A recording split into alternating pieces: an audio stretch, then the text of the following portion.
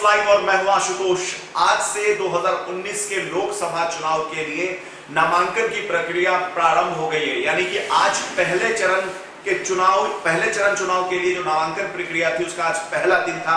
आज 18 मार्च है, आज से नामांकन की प्रक्रिया शुरू हो गई है और 25 मार्च आखिरी दिन होगा पहले चरण के चुनाव के लिए। आज अगर बिहार की बात करें तो पूरे बिहार में दिन भर एसडीएम इंतजार करते रहे, तमाम जो एसडीएम थे जिनके पास नामांकन किया जाता है प्रत्याशियों का। लेकिन पूरे बिहार में बड़े दिलचस्प बात है कि सिर्फ एक ही नामांकन हुआ।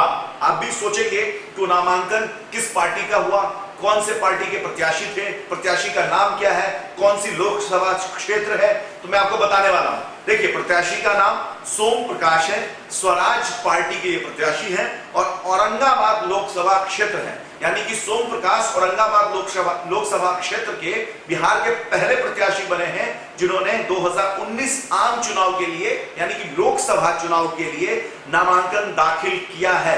स्वराज पार्टी योगेंद्र यादव की पार्टी है और योगेंद्र यादव किसी जमाने में अन्ना आंदोलन के मुख्य रणनीतिकार में से हुआ करते थे।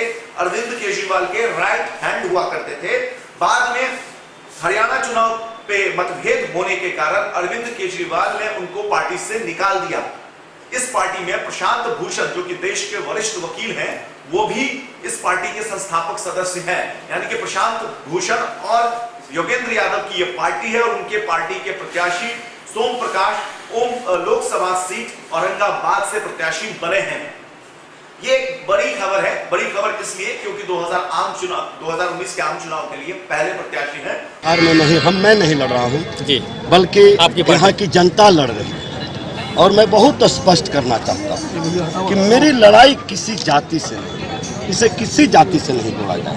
मेरी लड़ाई किसी पार्टी से भी नहीं हो सकती, तो मेरी लड़ाई किसी प्रत्याशी से कहाँ से हो सकती। यदि मेरी लड़ाई है तो इस देश की गलत सिस्टम से है जो 72 वर्षों में गरीब को और गरीब और इस देश के चंद पूंजीपति और उद्योगपतियों को उनको सुरक्षा प्रदान करता है। हम उसके खिलाफ लड़ने के लिए निकले और हम एक आम जनता की हैसियत से, आम जनता की ताकत से लड़ने के लिए निकले। मुझे यह परवाह नहीं कि मेरी हार होगी कि जीत होगी, मैं इसकी चिंता नहीं करता।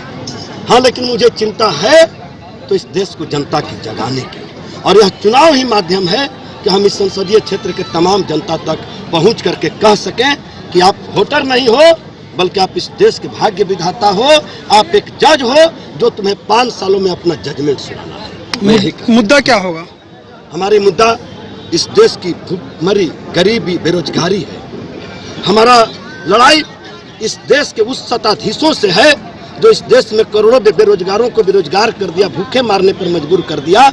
और सब चुनाव का समय और आया और जनता सवाल पूछने वाली थी, तो इसने हमें एक छोटा सा नारा थमा दिया, एक झुनझुना थमा दिया, पाकिस्तान मुर्दाबाद, ताकि हम इसमें उलझ जाएं और हम जनता सवाल नहीं कर सके, हम जनता को जगाने के लिए। Thank you. तो सोम प्रकाश जिन्होंने नामांकन भरा है। अगर बात करें एनडीए के प्रत्याशियों की, तो देखिए एनडीए में तो अब तक सीट शेयरिंग के फॉर्मूले स्पष्ट हो नहीं, सीट शेयरिंग का फॉर्मूला तो स्पष्ट हो गया, लेकिन प्रत्याशियों का नाम स्पष्ट हो नहीं पाया है। अभी भी कई ऐसे लोकसभा क्षेत्र हैं जहां पे पशुपेश की स्थिति है। बेगूसराय में अब तक बताया जा रहा है कि गिरिराज सिंह नाराज है। शहनवाज हुसैन ने अररिया से चुनाव लड़ने से मना कर दिया है।